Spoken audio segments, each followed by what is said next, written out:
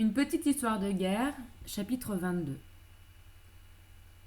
Maman a dû me raccommoder mon costume de chez Robert Hall. Sinon, je n'aurais rien eu à me mettre. Il était tout déchiré depuis les jours où j'avais été clochard à Riverside Park. Elle a recousu les boutons, les poches, elle m'a fait une paire de manchettes neuves. À force de coudre des parachutes, elle était devenue un vrai tailleur. J'arrivais pas à finir mon discours. J'imaginais l'amiral dans sa cellule des tombes, et tout mon corps frissonnait. Il m'avait marqué, ce vieil homme. On aurait dit que je ne me guérissais pas de Harvey Winterswhite. J'ai gribouillé 10 pages sur ce qu'on éprouve quand on passe dans la classe supérieure au milieu d'une guerre. Je parlais de MacArthur, de Hitler, de l'effort de guerre, des tickets de rationnement, des soirs sans viande, du faux café, du faux jambon. C'était ce que je pouvais écrire de plus patriotique. J'ai emporté mon texte à la cérémonie. Maman était assise au premier rang avec Mr. Fink et Mrs. Fink, qui avaient le regard un peu dans le vague. Je le voyais bien. Une partie d'elle-même était à Paris. Elle avait perdu son lycée et ses amis d'enfance. Et ça devait la bouleverser de voir d'autres enfants, même le sien, dans un collège américain. J'étais sur scène avec Arturo et le reste de la classe. Arturo semblait très malheureux. C'est moi qui sponsorisais Mr. Fink, pas lui. Je lui avais volé un peu de son père, un peu de son vieux. Mrs. Carroll était avec nous, fière comme un paon. Pour elle, c'était la meilleure sorte de cérémonie de fin d'année parce qu'elle était sûre de ne pas nous perdre. Nous aurions l'été pour nous et ensuite nous reviendrions directement chez elle pour entrer en 6e. Mais il fallait bien qu'elle pleure un peu. Chers élèves, chers parents, chers amis, a-t-elle dit en prenant place derrière le pupitre de l'orateur. Je suis obligée de vous décevoir. Mr. Burton Fink, membre du comité de direction de notre école, avait prévu un invité secret, Gary Cooper. Le public tout entier a poussé un soupir. Hélas, il n'a pas pu venir. Il a un programme de tournage à Hollywood absolument meurtrier. Mais il nous a envoyé un télégramme que je vais vous lire. Chère Mrs. Carroll, présentez, je vous prie, mes excuses à la classe de 7e de cette année. J'espérais partager cette journée avec vous tous, mais nous avons dû refilmer quelques scènes de Pour qui sonne le glas de Mr. Hemingway. C'est un honneur pour moi de jouer dans un film qui parle de notre lutte contre le fascisme. Et je sais qu'à l'école Abraham Lincoln, vous menez tous cette lutte, vous aussi, avec mes sentiments les plus chaleureux, Gary Cooper. Nous avons tous applaudi. Les filles pleuraient, et moi, j'étais un peu méfiant. L'amiral avait dit que Mr. Hemingway écrivait des livres de la jungle. Pour qui sonne le glas n'avait pas du tout l'air de ressembler à un livre de la jungle. Il faudrait que j'interroge le bibliothécaire de l'école. Mrs. Carroll a continué à parler pendant 2 minutes à peu près, puis elle m'a présenté.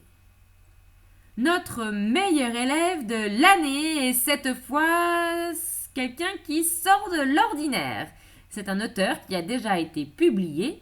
Il est la révélation de sa classe. Un garçon sur le point d'être mis à la porte qui a fait l'école buissonnière et s'est racheté de façon spectaculaire. J'appelle Jack Dalton Jr. J'ai pris la place de Mrs. Carroll derrière le pupitre. On m'a applaudi plus fort que le télégramme de Gary Cooper. J'ai posé mon discours devant moi. J'ai regardé l'auditoire. On aurait dit une petite mère de visage. Et je me sentais devenir malade. J'avais pas envie de parler de Hitler, du faux jambon. J'ai fermé un œil et j'ai laissé les mots couler de ma bouche. J'ai rencontré un clochard dans Riverside Park.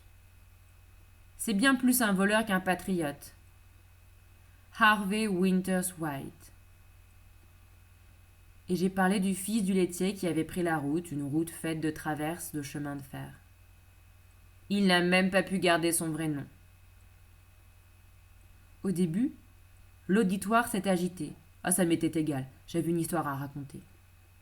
Puis les gens ont commencé à vraiment s'intéresser à Harvey Winters White. C'est un assassin, ai-je dit. Je n'essayerai pas de le nier, mais c'est aussi un garçon qui a fait tant de fausses manœuvres qu'il n'a pas pu réellement se lancer dans la vie. Il y avait des mouchoirs dans cette mer de visages, des mouchoirs aussi bien pour les hommes que pour les femmes.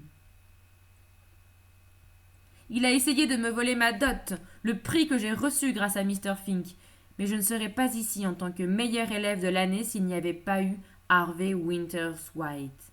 Il m'a appris à lire le New York Times et à raconter une histoire, à inventer des choses le long d'une ligne en zigzag. Harvey. Il est assis là-bas, à la prison des tombes. Et moi, je suis le meilleur élève de ma classe. Pour Harvey, c'est trop tard. Mais s'il avait connu un clochard à la minute qu'il fallait, un clochard qui lui aurait appris un peu plus que des astuces, par exemple, à écraser l'écorce d'une citrouille et à trouver la chair à l'intérieur, il aurait peut-être pu, à sa façon, devenir lui aussi une sorte de meilleur élève en quelque chose. Je suis retournée à ma place sur la scène. Mrs. Carroll m'a embrassée. « Encore un chef-d'œuvre !» Arturo a bredouillé. « J'ai besoin de Harvey. » Morissette m'a fait passer un petit billet. « Tu peux inviter cet assassin à notre mariage. » Je suis rentrée à la maison avec maman. Plus tard, nous sommes allés dîner à l'automate. Je n'arrivais jamais à comprendre comment la jeune fille à la caisse pouvait vous donner de la monnaie aussi vite. Elle ne comptait pas les pièces les unes après les autres. Elle avait un toucher de musicienne pour en faire des petits tas, 5, 10, 20 ou même 30 à la fois. Je n'arrêtais pas de retourner devant les petites fenêtres de verre et de glisser une pièce dans la fente. La fenêtre s'ouvrait et on prenait sa salade d'ananas. Je faisais toujours un festin à l'automate. Quand nous sommes revenus chez nous, le téléphone sonnait.